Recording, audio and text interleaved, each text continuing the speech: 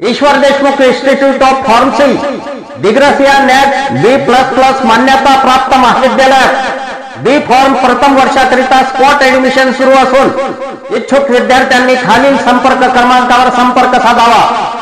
ऍडमिशनची शेवटची दिनांक 22 डिसेंबर 2024 असून याची सर्व विद्यार्थ्यांनी नोंद घ्यावी। संपर्क क्रमांक 77 95 76 79 99 90 21 86 89 61।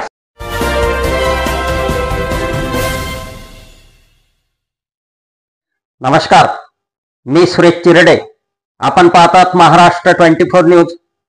तन्मय देशमुख यांची भारतीय सैन्य दलात लेफ्टनंट पदी झाली नियुक्ती।